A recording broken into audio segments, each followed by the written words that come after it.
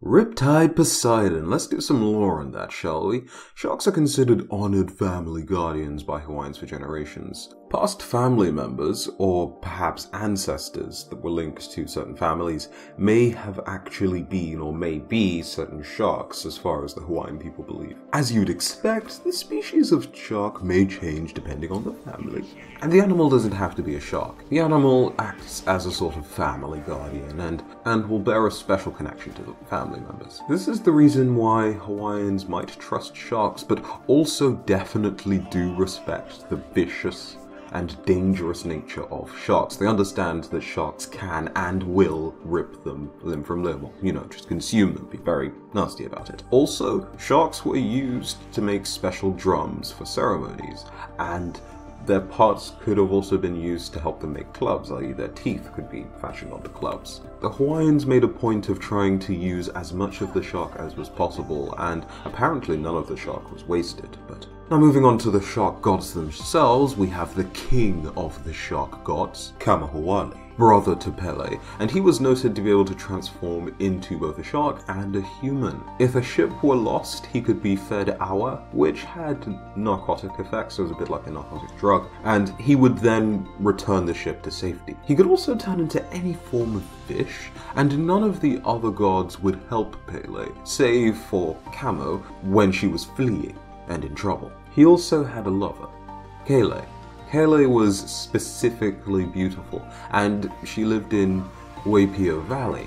She bathed in a specific place every night, and the king of sharks just happened to swim up to this location and discover this beautiful woman that he was entranced by.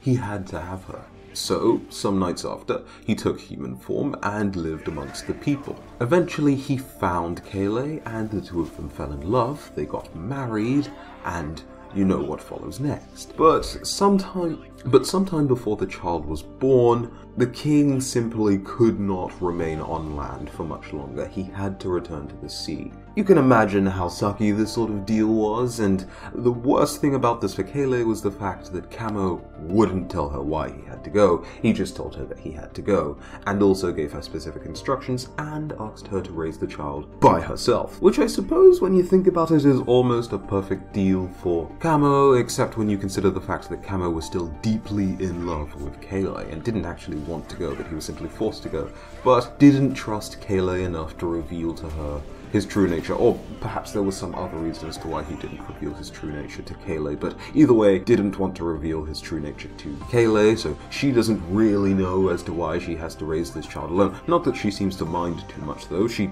does it and loves the child. But the catch was that the child was not allowed to be fed meat. So when the child was born, and we're going to call the child Na, it was pretty windy. Kale also wasn't pleased to see a gaping hole on the child's back, and she cried for most of the night after seeing it. She covered the hole up in a tapa cloth.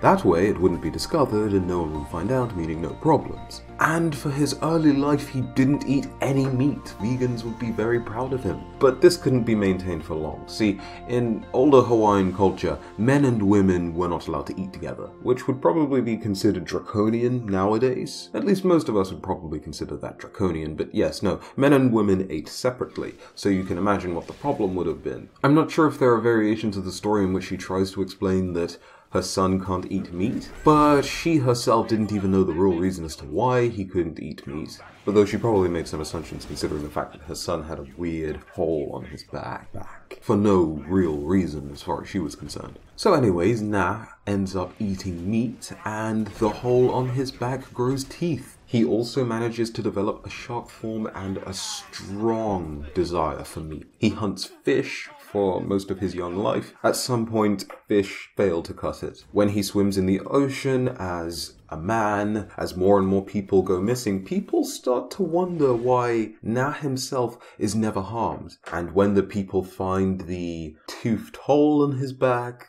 They put all the pieces together, realize that Na is responsible, and Na has to take his shark form and flee into the sea. At this point in his life, he went from island to island, at some point messing up on one of these islands, eating someone, and then having to flee into the sea. Though he actually finds the time to also get married to an island dweller as well. Not sure whether he has a child with them, but he does get married to them. Messes up, has to flee into the sea before, the hunt comes for him. In his later life, when he's a bit older, he settles down more properly. He keeps the desire for meat in check. He gets caught, not because he messes up and tries to eat someone. The islands had been circulating the information that this dangerous, mysterious shark, or this person that could transform into a shark, was eating people and then fleeing into the sea. And because this became a bit of common knowledge, people were on the lookout for this person. One night, when Na thinks that he's alone, he is indeed not alone, and someone spots him transforming into a shark. He tries to flee, but he is caught in a net, beaten with clubs, and eventually diced up and cooked. And being cooked as a shark, I know that Hawaiians do hunt sharks, but even still, that's still pretty, I don't know, would that be degrading? Would that be dishonorable? But I'm sure that that's not exactly the most prideful thing to have happen to you. Going back to Riptide Poseidon though, as for the tattoos on his body, Kamaho would curse greedy humans and brand them with tattoos. He would also turn them into sharks from time to time. So perhaps, maybe Riptide Poseidon is in fact a cursed human. Kamo, the king of sharks' other duty was to act as a guardian of Hawaiian islands as well. So, he's a pretty nice guy. Among the other shark deities that still can maintain a human appearance are a trickster deity, and most of them seem to hold fairly similar roles of saving humans at sea or helping fishermen in some way. The other shark deities are either more akin to mermaids in that they're half shark, half person. I'm not sure, if it's head of shark, legs of human, tail of shark, upper body of human. Not too sure all the variations, but there are quite a few shark gods. And that's more or less the video on Riptide Poseidon. So what do you think? Do you think he has different origins? Let me know your thoughts in the comment section below, and if you enjoyed the video, go ahead and leave it a like, and of course subscribe for more content just like this. I might do another skin lore video very soon or tomorrow, I might not, we'll see. But until then, have a very good day. I have been Prime, and I'll see you guys in the next one. Bye-bye.